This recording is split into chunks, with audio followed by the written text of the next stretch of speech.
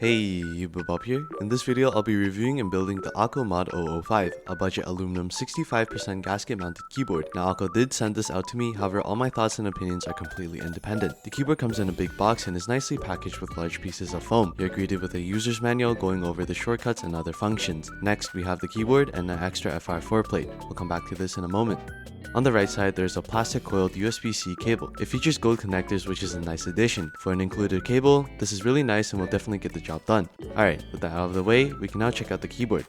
I received mine in space gray, however they offer 3 other colors as well: dark night, ocean blue, and sakura pink.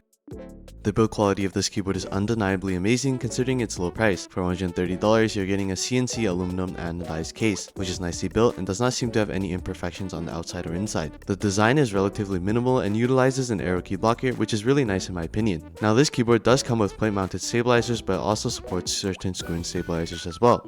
Not all, but certain. I'll talk more about the PCB later on once I've disassembled the case so we can take a closer look. It comes with an aluminum plate pre-installed, however as mentioned earlier, the kit includes an FR4 one as well, which is a nice addition. Moving on to the switches, I'll be using the Akko Jelly Blacks, which from what I can tell, are Akko's attempt at the Gateron Ink Black but at a cheaper price. They use a 60-gram extended spring which provides a fast and crisp return. The materials are not officially disclosed, however I assume the top is polycarbonate, the housing is nylon, and the stem is palm. They feature 3 pins and are plate mounted. For their Jelly series, it seems that Akko has moved away from the cowl style latches in favor of cherry style latches. Finally, these switches do not require filming as their housings are very tight. I'm going to install these stock for now so we can have an unmodded sound test as a point of reference. Moving on to the keycaps, I'll be using Akko's new blue on white ASA PBT set. For the new line of keycap sets, they now include support for ISO layouts, Alice split spacebar, 1U shift key, and Mac modifiers. According to Akko, these were suggestions from their customers, and it's really nice seeing a company actually listening to feedback these days. With that out of the way, we can now move on to the main set, which features all the usual alpha keys and modifiers. Despite the budget cost, these keycaps are relatively high quality. They're double shot PBT, and the legends are sharp with 0 inconsistencies.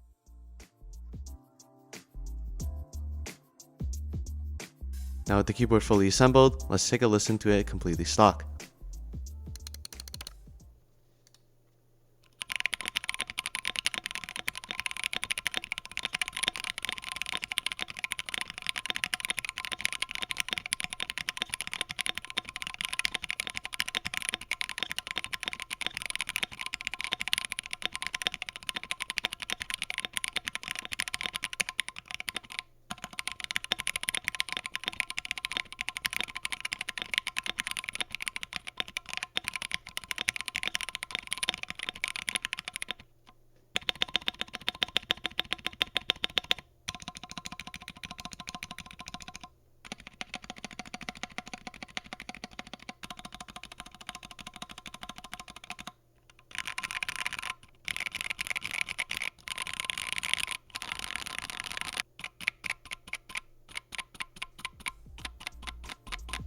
Okay, so you could probably tell that this thing's stock is super pingy.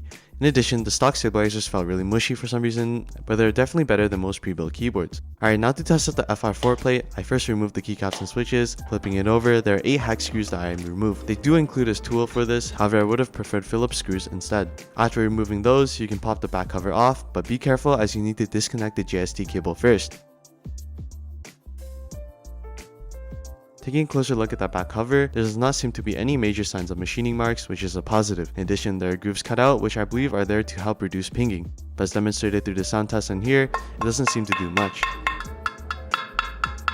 Back to the top assembly, there's a super thin layer of foam, which to be honest, I don't think it really does anything to counter the hollowness or pinging. The effort is there, but it's just not effective. Removing the PCB assembly reveals the top case. Once again, no major signs of machining marks here.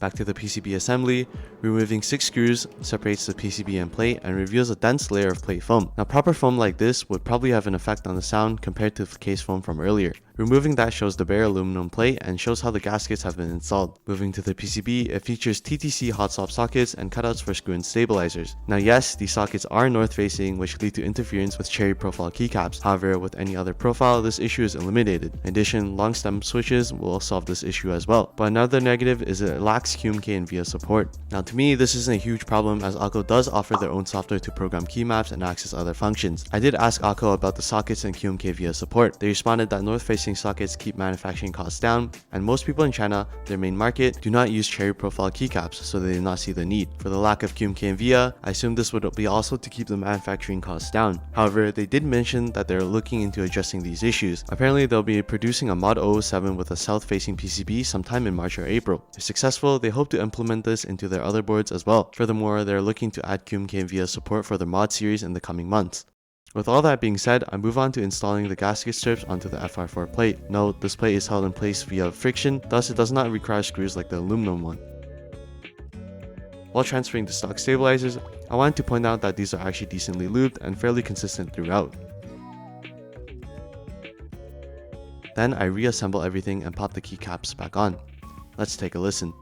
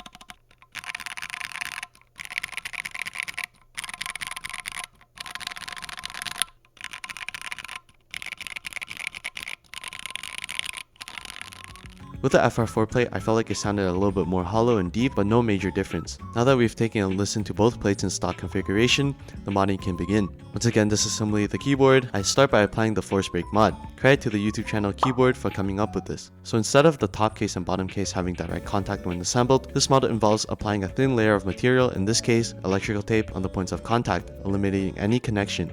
The result is that pinging is significantly reduced and the gaskets have slightly more room.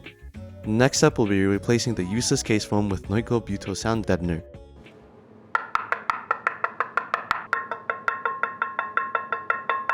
This mod effectively removed all case pinging and hollowness, but it does mute the sound profile. Whether that's good or not depends on your preference. However, I will be showing a comparison with it and without it later. With these two mods done, I reassemble everything and test it for pinging.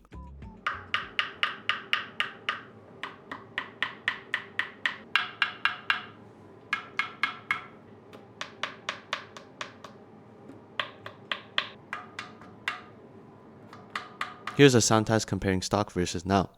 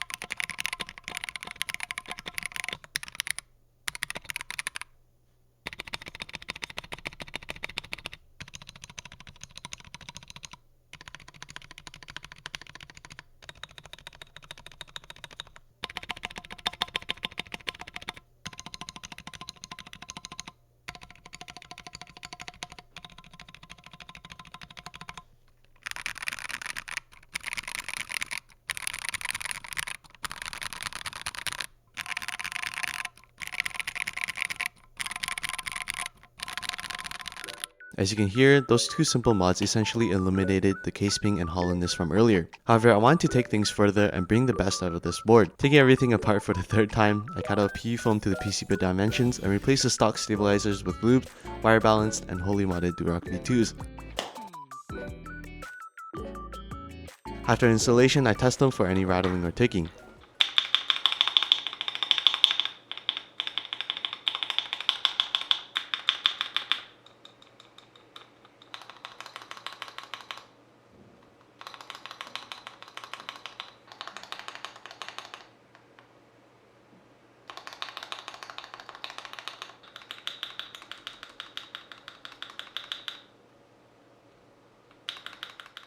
In an attempt to remove the ticking from the spacebar, I injected Krytox 205 grade 2 into the back of the stabilizer. However, the issue persists.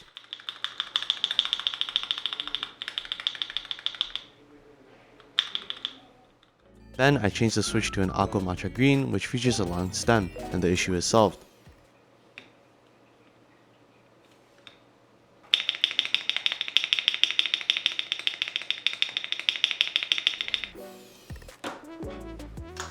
For this next mod, I will be removing all of the current gaskets in preparation for replacing them with D65 ones instead. Although there's nothing wrong with current ones, D65 gaskets are a bit plusher. I doubt this will affect the sound greatly, however, I had them lying around, so why not?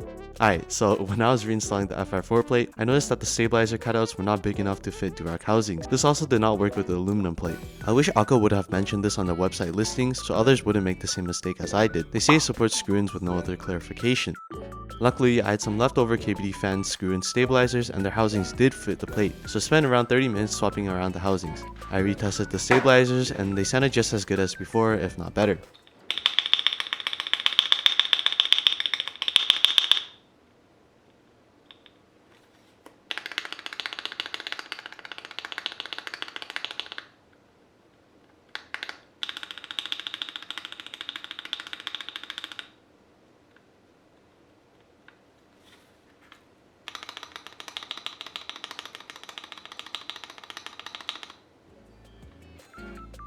I also wanted to mention since the PCB was too thin, the housing sat loosely. To counter this, I added foam under the stabilizer wires. Due to this, I had to cut the plate foam to accommodate. Now I can finally properly install the plate. I also installed a few switches to hold everything in place while I poked holes into the P foam to make sure switches don't come loose over time. Then I proceeded to apply 3 layers of masking tape to the PCB back, making sure to leave room for the JST port.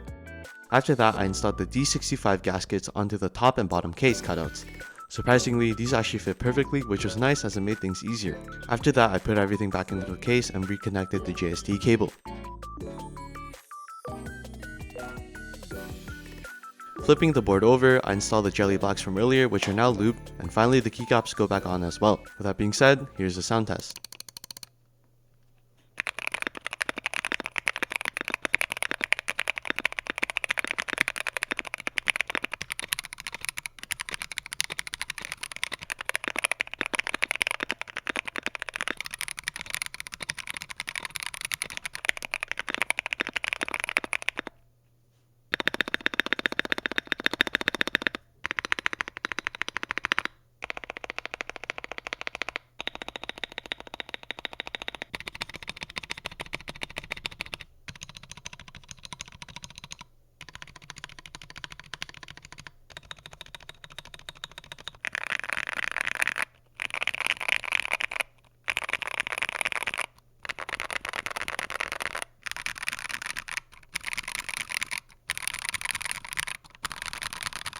And I also wanted to see how it sounded without the noico dampener.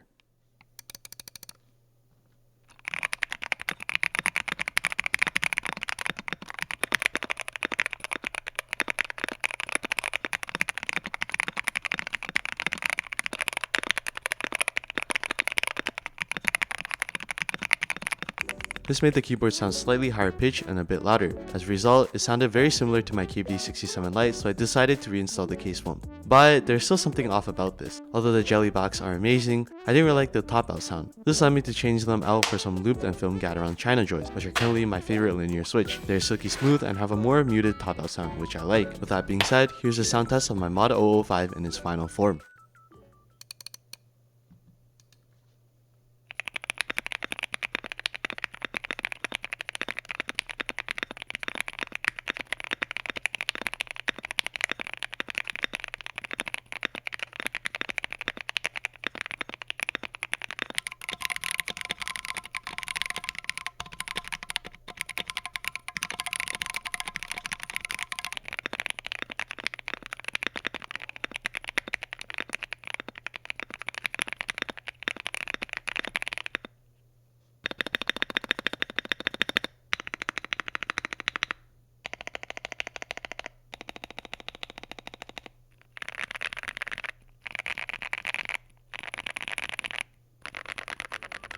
Alright, so that's basically it. When I first came across this keyboard, I knew it had huge potential to sound good, but how it turned out completely blew my expectations. Obviously in stock form, it was far from any premium custom, but as its name suggests, after a few mods, this keyboard in my opinion is probably the closest I've gotten to endgame in terms of sound. The gaskets provide an even typing experience and a high-pitched sound. Paired with semi-deep sounding switches, foam and ASA keycaps allows for a nice balance between the two sound signatures. For just above $200 and some mods, this is quite impressive. The only complaints I have are the north-facing sockets and lack of QMK via, but as mentioned, they are working on it. Another thing is I wish they would create more space in the bottom case to allow the gaskets to work better. There was some bound stock, but not as much as I would have preferred. Now some of you might say that for $20 more, you can get the Keychron Q2, which solves all these issues. And yeah, you're not wrong. However, when it comes to shipping, the price cap increases. Akko offers two options, while Keychron only offers expensive DHL. Naturally, these prices differ depending on where you live, but this is just to provide a general idea. My recommendation is that if you have the extra money to spare, consider the Q2, but if not, the MOD005 is an amazing runner-up. And then, if you're looking for a budget 65% aluminum keyboard, I definitely recommend you check out the Akko MOD005.